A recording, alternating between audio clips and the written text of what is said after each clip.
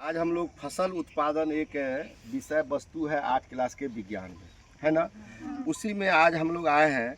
इस पटसन का जो खेत देख रहे हैं आप लोग, इस में पटसन का उत्पादन कैसे होता है, इसके लिए खेत की जुताई कोड़ाई कैसे होता है, कैसे इसका प्रक्रिया होता है, कैसे इसकी तैयारी होती है, फिर इससे हमको क्या लाभ हानि होता है, इसके बारे में हम लोग सीखने के लिए खेत पर पहुँचे हैं ना।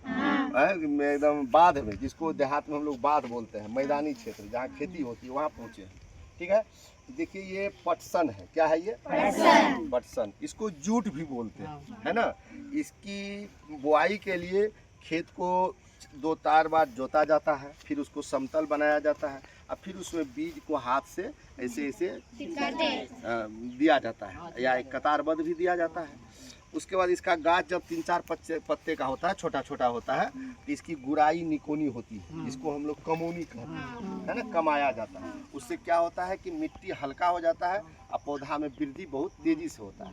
ये मार्च से मई के महीने में इसे खेती की जाती है, इसकी पटसन की। और इसकी खेती सबसे अधिक आपको पश्चिम बंगाल, बिहार, उड़ीसा के क्षेत्र में होता है। और ये नगदी फसल के रूप में जाना जाता है। किस फसल के रूप में? नगदी फसल। और ग्रीष्मकाल फसल भी है। ये गर्मी के समय में इसका उत्पादन होता है। तो मार्च अब मई में लगाया गया। अभी देखिए ये लगभग 1.5 मीटर का है। इसकी लंबाई आपको 3 से 4 मीटर तक की होती है। इसके बाद इसको जो है अगस्त के फर्स्ट वीक में या जुलाई लास्ट वीक में 120 दिन में ये तैयार होता है। तो कुछ लोग 4 महीना भी रखते हैं, है ना, 5 महीना भी रखते हैं। उससे ये मोटापन होता है। इसकी लंबाई आप देख रहे हैं कितनी बड़ी बड़ी है ये। उसके बाद इसकी कटाई होगी। क्या होगी? कटाई होगी। उसके बाद फिर बोझा बनेगा। अब बोझा बनने के बाद फिर इसको पानी के अंदर हम लोग डालेंगे।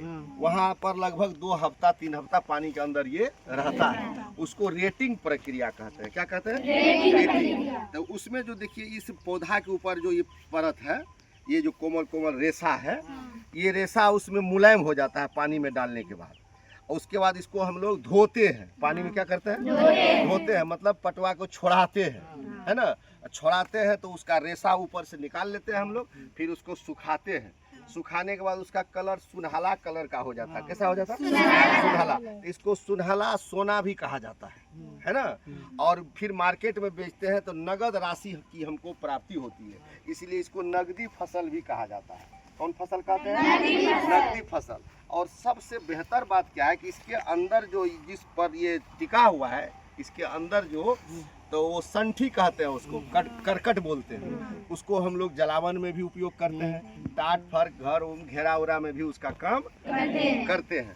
और सबसे बड़ी बात क्या है कि ये पर्यावरण के अनुकूल ये पौधा है। इसका जो रेशा तैयार हुआ उससे बोरा बनता है, चटाई बनता है, डोरी बनता है, और फिर वो सड़ गल करके मिट्टी में मिल जाता है। हमारे पर्यावरण का भी क्षति नहीं होता है। समझ रहे हैं? और इसकी खेती अब थोड़ी सी घट गई है। उसका मुख्य कारण क्या है कि इस खेती में मजदूर ज़्यादा लगता है। अब मजदूर का अभाव होता जा रहा है, इसलिए इसकी खेती घट गई है। फिर भी पश्चिम बंगाल, बिहार, उड़ीसा में इसकी खेती हो रही है। तो आज बताइए आप लोग इस खेत पर आकर के ये पटसन फसल के बारे में बहुत कुछ सीखे ना। तो इस तरह से हम लोगों को लाभ हुआ ना। है, इसको किस किस नाम से जानते हैं? पटसन, जूट, है ना, पटवा, ये सब इसका नाम है। और ये किस महीने में लगाया जाता है? मार्च से मई तक ये लगाया जाता है ना।